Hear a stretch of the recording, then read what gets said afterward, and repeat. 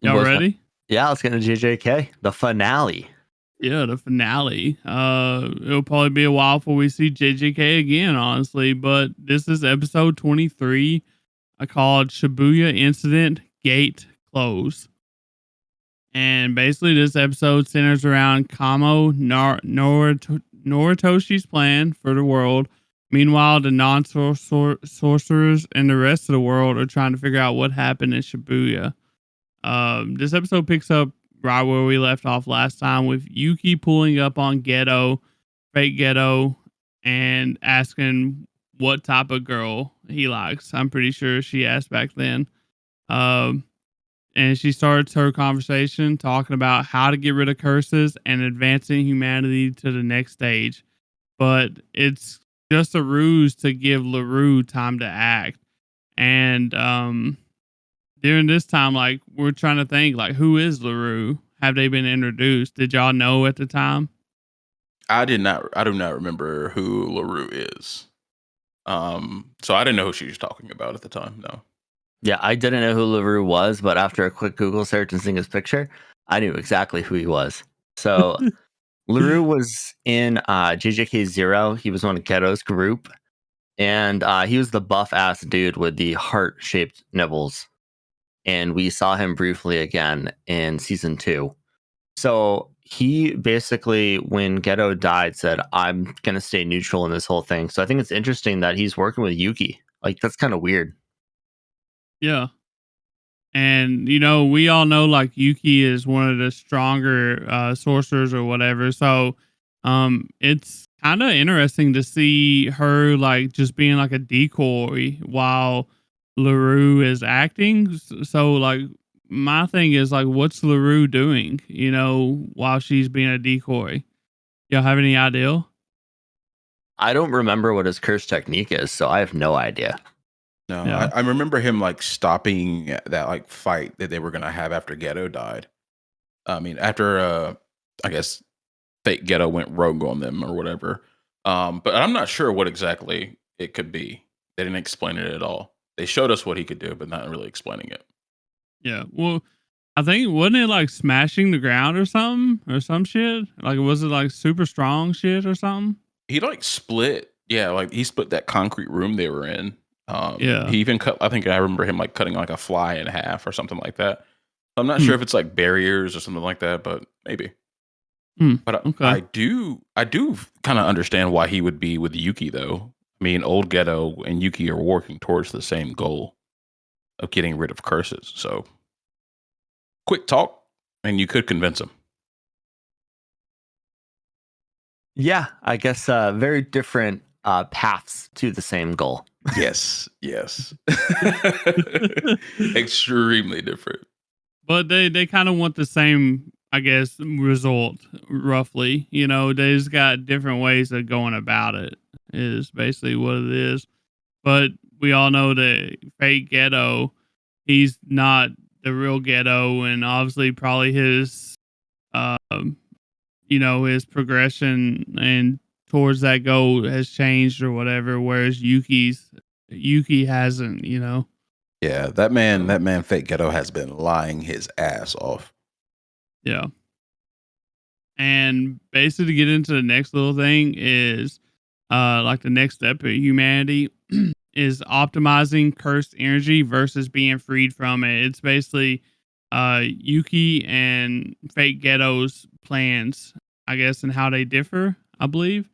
Yuki said Kamo or fake Ghetto's plans needs Tengen's barriers because other countries have very few sorcerers and cursed spirits compared to Japan. Like, was that interesting for y'all to hear?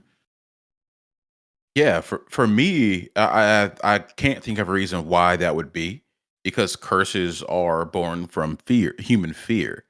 So I don't understand why Japan, unless they're a bunch of scaredy cats, why they would have more curses and sorcerers. You know what I'm saying? Yeah, I'm not sure on that unless it's something related to like a hot spot of cursed energy below the world or something like that, which is why there could be others somewhere, but like Japan is the epicenter kind of thing, Yeah, yeah. Yeah, and it's also revealed that Kamo and fake Ghetto's plan is to create chaos beyond his control using Mahito's powers. However, Mahito had to mature so his power would grow.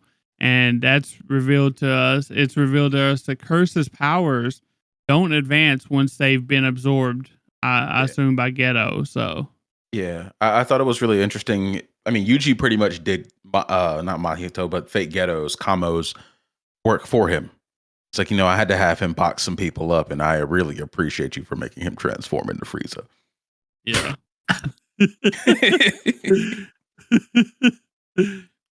And the bad thing is like it wasn't his only plan to absorb Mahito. He wanted to absorb Jogo too.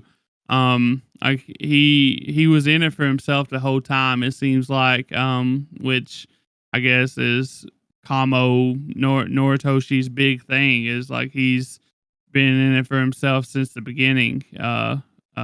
He just uses pawns along the way, I guess. So, Yes. And the fact that he had like a few special grade curses and one cooking, like just in his back pocket, is crazy to me. yeah. And I can't imagine if he was able to absorb Jogo, like how much more powerful he can become. Honestly, that would be wild. Yeah, that'd be absolutely insane. We saw what Jogo could do, and he was, can't say he was really boxing with Sukuna like that. He didn't lay a finger on him, but we saw how strong he was. He entertained Sukuna, So Exactly. That's not good many enough. people can say that. True. But then we get into Kamo and Fake Ghetto. They casted auto transfiguration on two different types of people. People who he had absorbed cursed objects like Yuji. He gave them ability to be vessels. And the other one was like people like Junpei, the guy Mahito tricked in season 1, if we remember, who have cursed techniques, but whose brains were structured like non-sorcerers, and he gave them the ability to activate their curse techniques. What did y'all think about like all that, learning all that information? That was a mind fuck, because that just goes to show how long this big evil grand plan has been marinating. And I think it goes back farther than Kamo Noritoshi. Like, I think this shit goes back like 1,000 fucking years, dude. Yeah. I mean, he ends up saying I've been up to this plan for 1,000 years. So he's Man. older than that. Like it's nuts. They thought he was only 150 years old.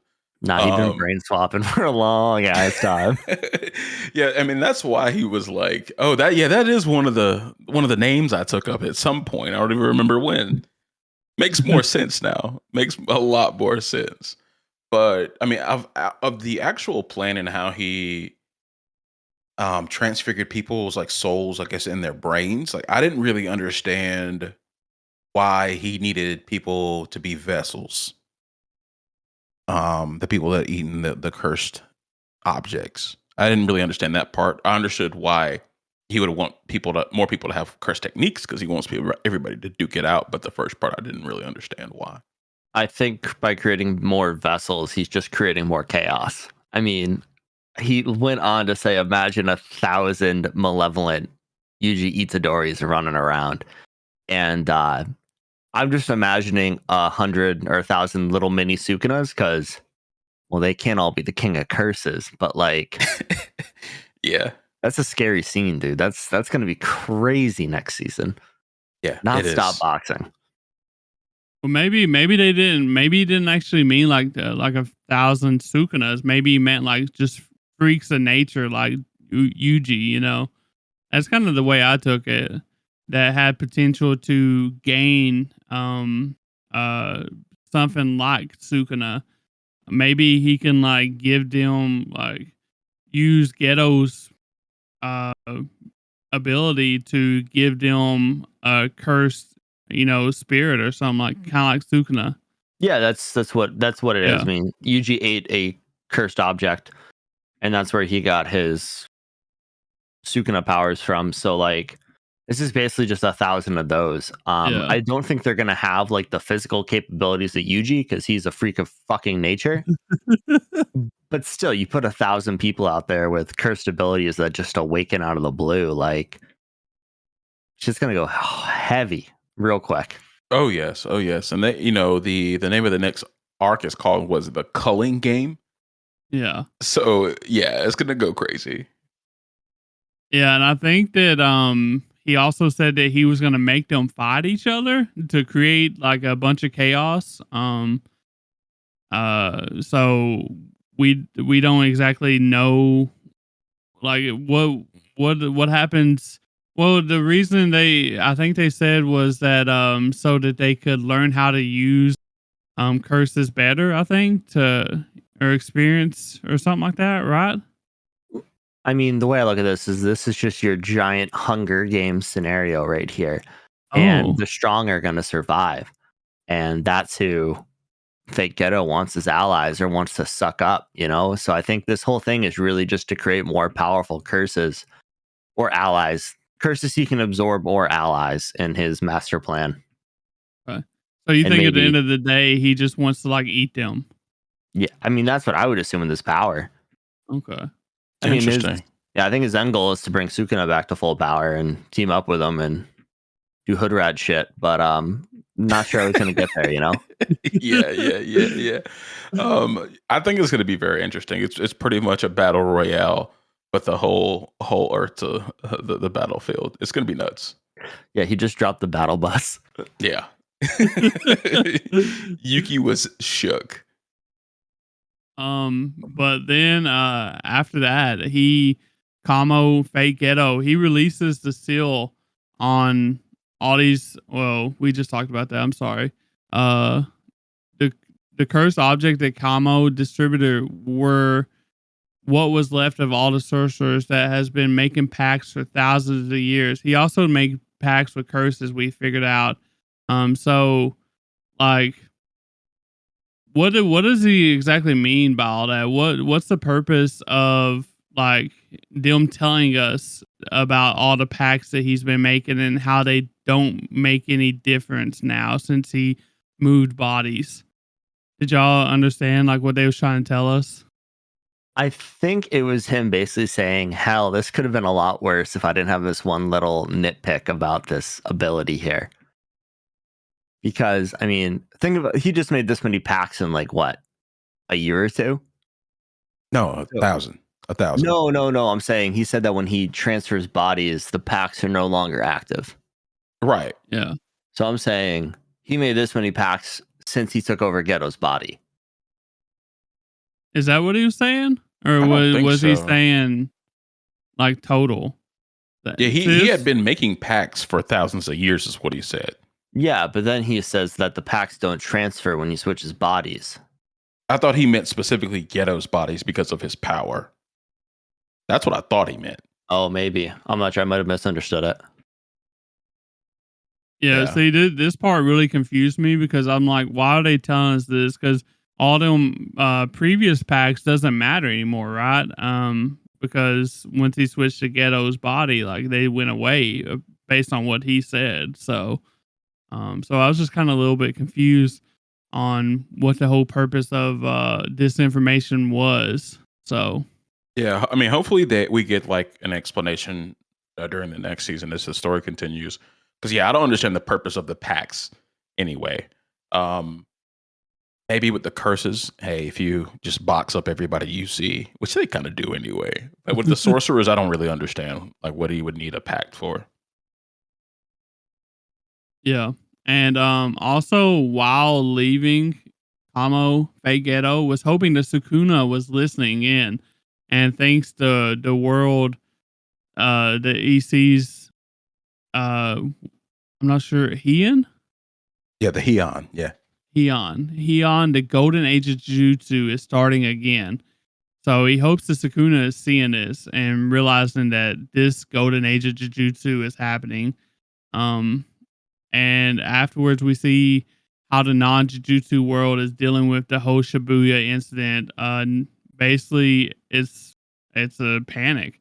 No one outside of the government knows what really happened, and are trying to get everyone to evacuate the cities, or trying to figure out plans to evacuate the cities. Officials are afraid that there would be like massive outbreaks of cursed spirits due to like all the people's fears. And the plan is also to announce the existence of cursed spirits and that they only arise in Tokyo. So that's a big thing because as of right now, normal people don't know about cursed spirits and all that jujutsu sorcerers and all that stuff. So they're planning on going full, coming out with it all. And how do you think this will affect Japan and Jujutsu Kaisen? And do y'all think like this is the right thing to do? I wasn't sure about it being the right thing to do. One, because if you make people more fearful, aren't they just going to create more curses with the leaking of their own curse energy? I didn't really understand why they would have to reveal that there are curse spirits now, other than to tell people to avoid them. But there's just going to be more. Yeah, I mean, during this whole thing, we saw people getting bodied by cursed spirits left and right. So I don't think, like, even if they didn't tell them, I think it's too late in that front. Like, there's a lot of cursed spirits in Japan right now that are out running amok. I was surprised that the government knew that they existed. I thought it was kind of like this own little world, but I think it's cool that they let us know that, like, the Japanese government did know about cursed spirits and kind of had just been letting the jujutsu sorcerers do their thing, Yes. I think Gojo mentioned it to Yuji when like the beginning of Oh, JJK. okay. Yeah, he Many had mentioned moons it ago. one time, I think. Yeah, but it was kind of just glossed over because it wasn't important at the Yeah. time. Yeah. So Now it it's kind of very just came important. full. Yeah, it just came full circle. So they dropped that on us, without us blinking an eye at it. But yeah, Yeah. I think you got to tell them at this point. There's no way to explain what happened in Shibuya because nobody felt an earthquake, and it was a crater. What are you gonna say? A meteor hit Shibuya, and nobody saw it fall out of the sky. Like, You know what I just thought about, and I think it makes sense, is that Kamo, not only for fighting purposes, gave those people cursed items, right? Now that they have cursed energy inside of them, they can see all the cursed spirits now. So he's just ensuing more fear and creating more chaos doing that. So I think that's another reason why he did that first part of his plan. that makes sense. And also, if you think about it, like the government is kind of just doing what Kamo wants.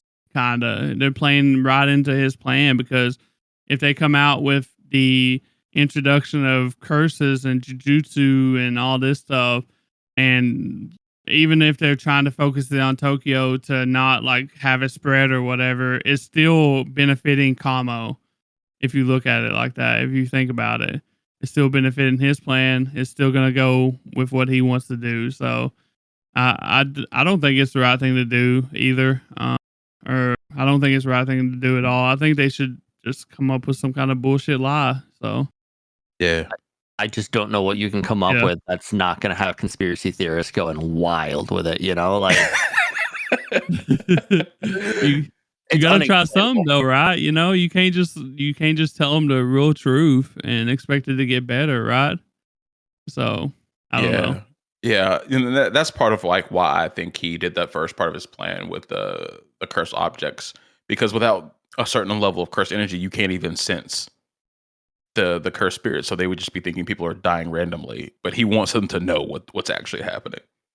So he kind of forced their hand into telling people. Yeah. Yeah, and I guess going to the next thing, we also see the return of Yuta. We've been wondering where he's been, and now we see him finally.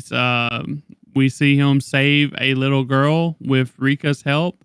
So what y'all think? What y'all think about the return of Yuta and Rika? I've been waiting on my man to pull up this whole like, at least with the fight with Mahito, and now that Geto is here, we all thought that Yuta was going to pull up, and we got Yuki instead. So I'm excited. I'm excited to see what he's going to do. We know he's going to be the executioner for Yuji, so they're going to have to scrap at some point, and I'm ready for that. Sukuna versus Yuta. Who do we think? Sukuna. I think there's a rule in JJK. It's like if you face Sukuna, you must die. Unless you're Gojo.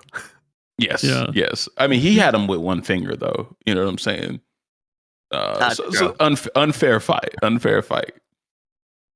Yeah, and Yuki says that they was in Shibuya, but it seems like she was sitting back to give Yuji room to work. She also stated that she's not on the Jujutsu world side. She's also about to pull up on Tengen. It's said. So, what do y'all think about this new information about Yuki, and like, why do you think she wants to confront Tengen? Yeah, I mean, with Tengen, like that is the leader of the Jujutsu world. So the only thing I can think is that Tengen might have something up his sleeve. I mean, being like literally a god, or if like to warn him and be like, hey, like they're coming for your ability here, and they're gonna try and make it so you can't find another one of these Star Platinum. That's not what it's called. The Star Vessels. Star. The I'm gonna call Platinum it. MX card. I would say it's Star Platinum, but that's fucking Jotaro's Star Plasma vessel. Plasma. Oh, Is that what it Plasma. is? Yeah, Plasma vessel. Okay. Yeah. Star Platinum is Jotaro's fucking stand in JoJo's. But they might be trying to make it so Tengen also destroys the world. So there's a lot of aspects on that front. So maybe she's just trying to get his opinion on it, Yeah. And, as I'm sitting here thinking about that question, it's like, Tengen's barrier, she said, was key to, I guess, optimizing cursed energy is what she called it. And she must wanting to confront him about maybe changing the barrier or doing something a little different. But I don't think she like wants to like attack Tengen or anything like that. I think they just need to have a little sit down. What if like fake Ghetto is on Tengen? Like, what if they're kind of working together or something like that? Nah, no way. You don't think so? I'd enjoy it. Don't know what they would be doing. I don't think they are, but I would enjoy it. I mean, you would think like Tengen would try to. Don't he have like the capability to like maybe try to stop fake Ghetto somehow?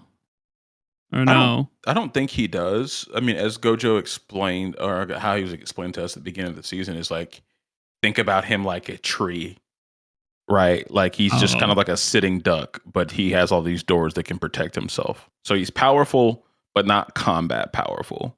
Okay, it's interesting. Okay, well, to close this episode off, we got a few big things that we need to talk about, I guess.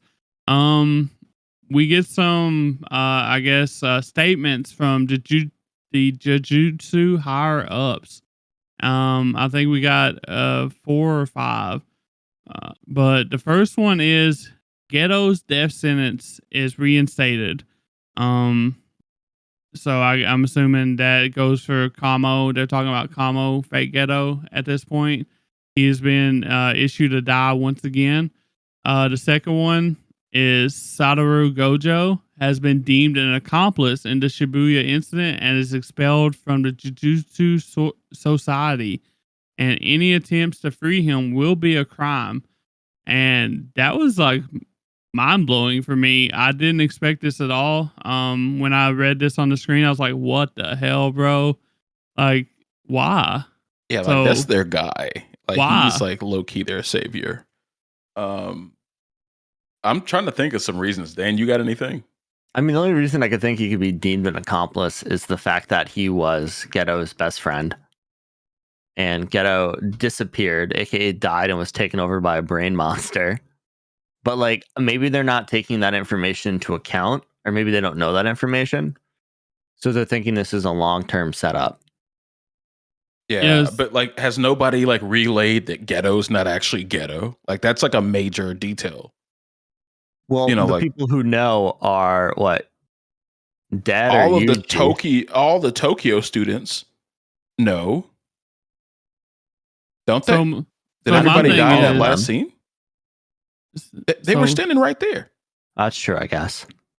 Yeah. So my thing is like, when does this like take effect? Like, does all like the Tokyo students are they accomplices because they're trying to free Gojo at this point, or like, do they get free passes because this statement just came out? Well, at that point, their directive was to free Satoru Gojo. So Yeah, I Yeah, don't think you're going to get punished for following orders, you know? true, yeah. true. Oh, and like I just thought about it. It's like so during Jujutsu Kaisen 0, uh Gojo would have reported Geto dead. And the fact that he's not dead, quote unquote, they think he's been lying. And then they also know that he met Geto on the street at the beginning of like we saw at the beginning of the season, and he didn't kill him then. So I think they're thinking, okay, he's just on this guy's side at this point. And it But also I don't doesn't know. help. It also doesn't help that the most strongest jujutsu sorcerer got captured. You know, I'm sure that looks bad. Like, you know, Gojo got captured. He let himself get captured. It's probably That you sounds a know, lot better. POV, you know, of the jujutsu higher up. So Yeah. Somebody beat Gojo. Yeah, right. Okay, sure. yeah, he let himself get beat. That way he could carry out this plan. That's what I think is the thing. So that Yeah, makes more sense. But yeah, I thought that was pretty unfair. Just them not taking everything into account. Maybe they don't know, or maybe they work ass backwards, like Gojo has been telling us this entire story. The next one I thought was really, really unfair. The Yasamichi Yaga has now been sentenced to death for inciting Gojo and Geto and causing the Shibuya incident. That's BS. Yeah, totally. Yeah, he was just their teacher. Like he did what you told him to, and now he's the bad guy. Okay, cool. So I'm kind of thinking on it further though, and it might be that so Gojo has been a thorn in the side of the Jujutsu higher ups for a long time now. I mean, think about how many times he's been like, "No, we're gonna do it this way," and I mean, like keeping Yuta alive, keeping Itadori alive, all this stuff. So they might just be spinning this to get Gojo, the thorn, out of their side in this sense. And basically, anyone who would ally with Gojo is now considered sentenced to death. That's what I'm Yeah. thinking now. Yeah, because Yasamichi might do it, go get him out of the box anyway. So they're like, okay, it's probably just better to get rid of him now. So I could see that, but all of this is ass backwards to me, except for Geto's death sentence being reinstated. I'll say yeah, that. that's what I was gonna say. Like I disagree with like all of this shit, but except for the death sentence, obviously. And then the last one is I think I mentioned this. I think I asked I said that Yuji's execution was probably gonna be a plot point now since Gojo's gone. And here we are. Suspension of Yuji's death sentence is revoked, and Yuta will be the executioner. So now Yuta's main goal is to find Yuji and kill him. So that's a thing that I disagree with again. I don't know if I disagree with this one. I'm not gonna hold you. Sukuna put a hole in a city. Yeah. Yeah, he might have done that. All I can think about is that classic meme. What about the murders? What murder? Yeah, But I yeah, completely agree with this one. This and Ghetto's death sentence seem like pretty good moves. The rest of this jambalaya bullshit that they're spewing was stupid. But I can understand why they want to kill Yuji. I'd yeah. want to kill Yuji. All of this stuff too kind of makes me think that maybe Fake Ghetto is kind of spinning the wheels, and he's manipulating the higher ups at Jujutsu or the Jujutsu Kaisen world. So that could be it too. Yeah, True.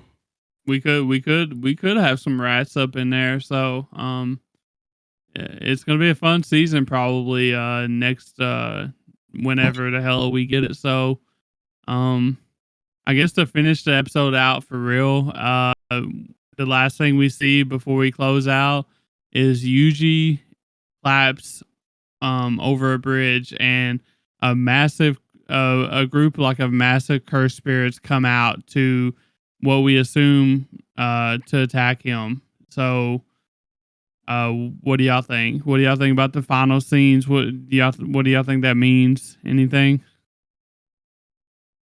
It looks like Yuji's just trying to do what Yuji should, and that's defeat cursed spirits. So good for him. Until Yeah. Yuta pulls up. It's kind of nuts. Like all he had to do was like make a sound, and all of those. I think it was at least 3 different like massive looking curses like came out of the water. So I don't know.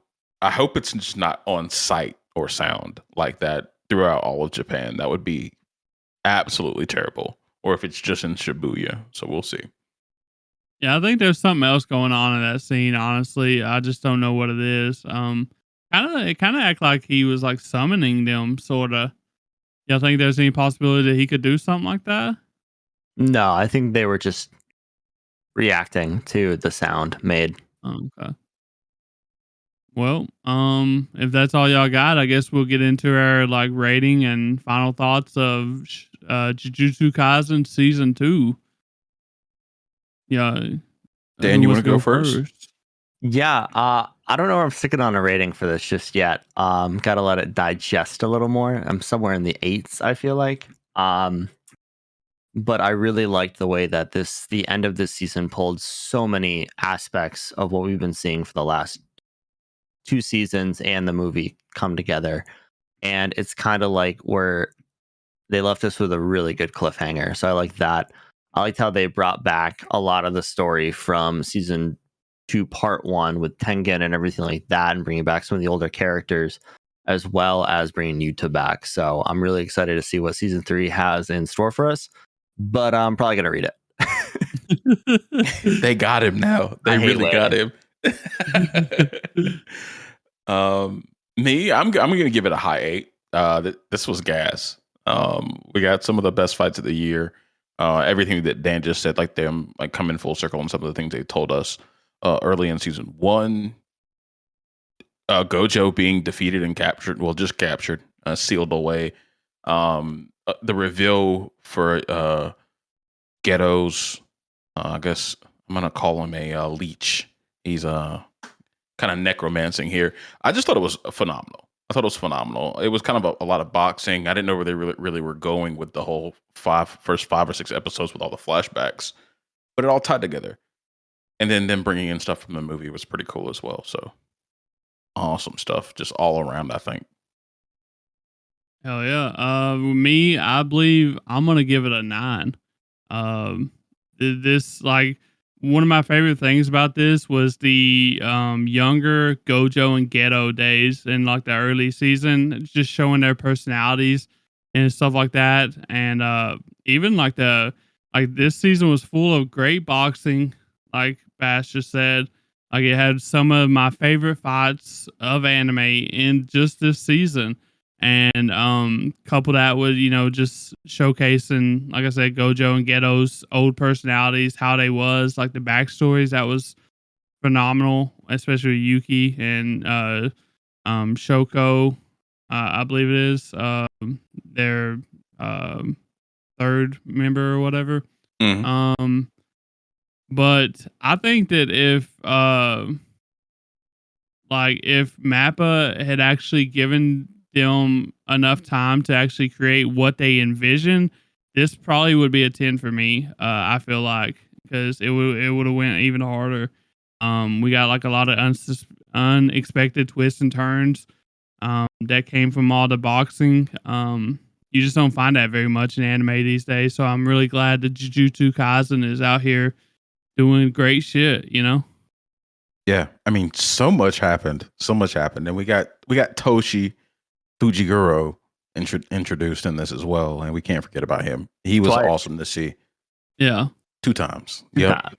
So I mean, just great work here, and then like you said, the animation was phenomenal. Appa did a great job. Hopefully, those animators get some more time and some time off here. Nah, they're working on Chainsaw Man. No, I know they're not getting a vacation right now. They don't go on vacation, but hoping for them. Hoping. Cool. Well, hope you guys enjoyed this very abbreviated weekly rundown.